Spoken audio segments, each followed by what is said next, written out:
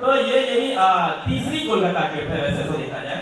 एक college time आए थे, फिर दूसरी बार अभी रिसेंटली आए थे। ये कहाँ से, पाठशाला से आए हम लोग। पाठशाला में कौन कौन है? विद्यापीठ,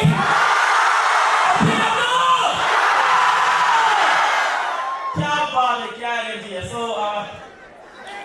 क्या मतलब इसे यार सच में ऐसा लगता है कि किसी इंसान को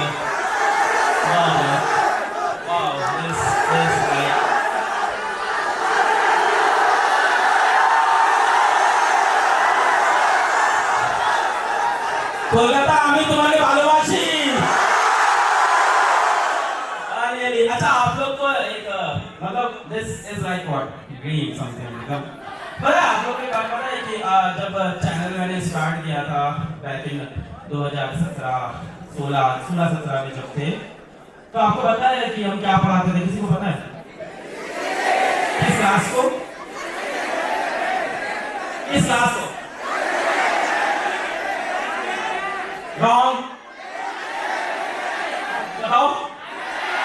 किस बोर्ड को? एकदम सही। और सबसे ज्यादा व्यूअर्स पता है कहां से आते थे? कोलकाता से।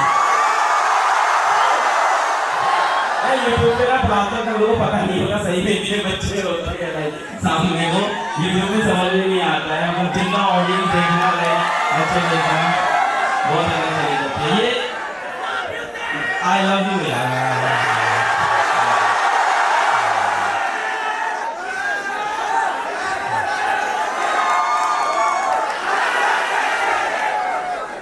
यार मैं कैसे बोलूं, मतलब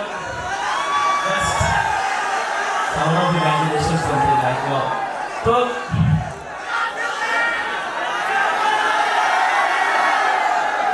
तो यार ये मेरा ना मतलब ऐसा लग रहा है जैसे सपना चल रहा हो। मतलब आप सोचो जरा, मतलब कि मतलब क्या अमेजिंग बात है ये। मतलब एकदम सपने जैसा लगता है, किसी भी आम इंसान को ये सब सपने जैसा ही लगेगा। पर क्या बनाया बेटा आपने? Wow wow, this is nice, wow, thank you.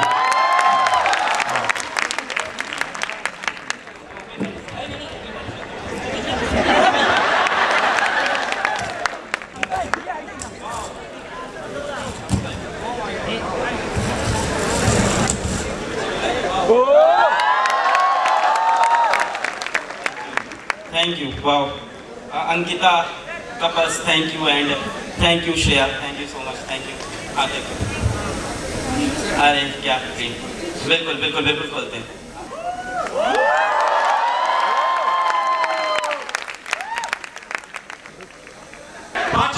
Thank you, thank you so much, thank you.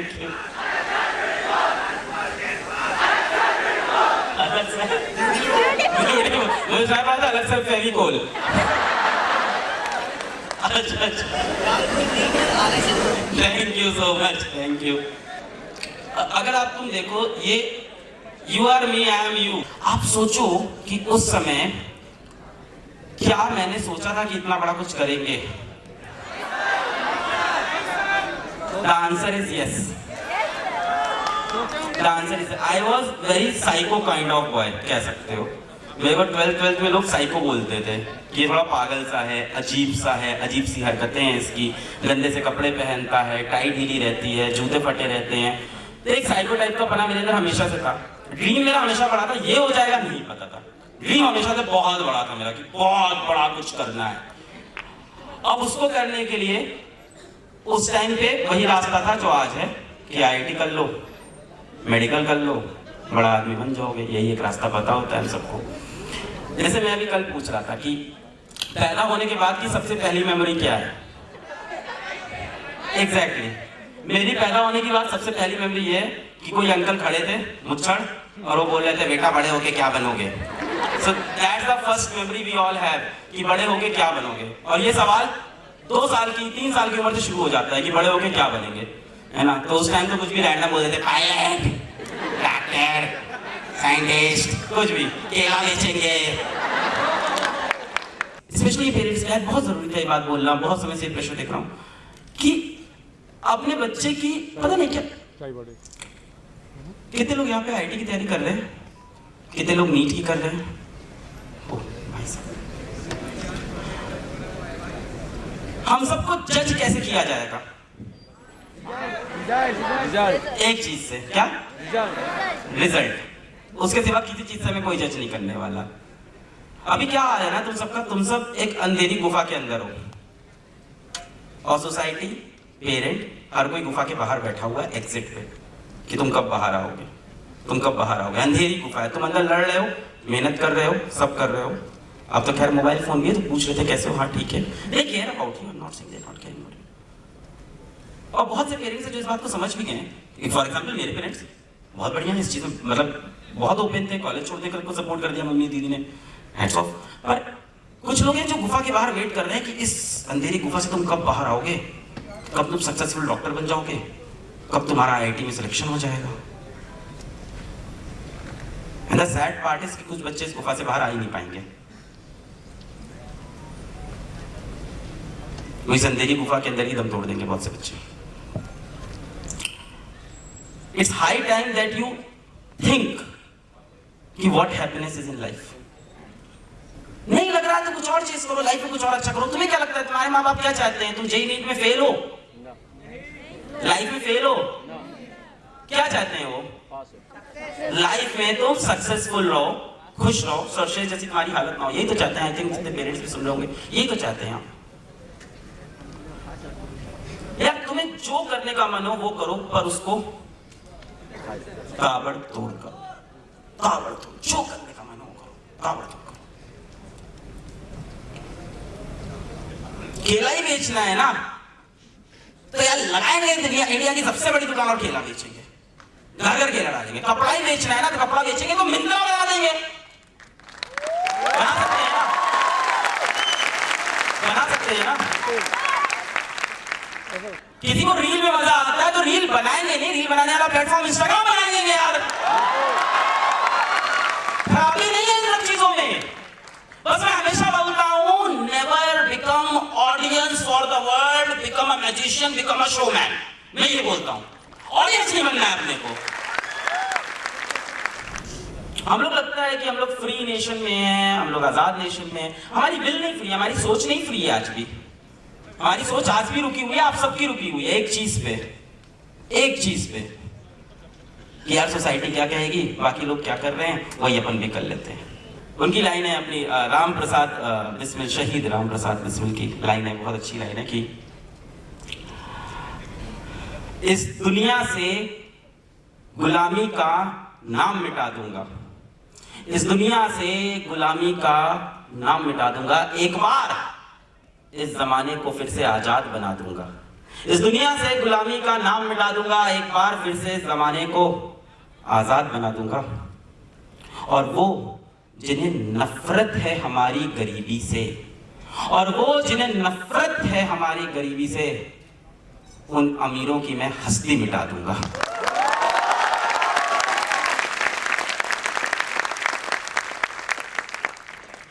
I'm not here, I again say, I'm not here to say कि ऑल इंडिया रैंक 10 मेरे से होगा, हो सकता हो जाए, वर्ल्ड इंडिया रैंक 7 मेरे से होगा, हो सकता हो जाए, I don't know, but I am sure of one thing, India का सबसे ज्यादा नीट का सिलेक्शन हमारे यहाँ से होगा, ये मैं श्योर।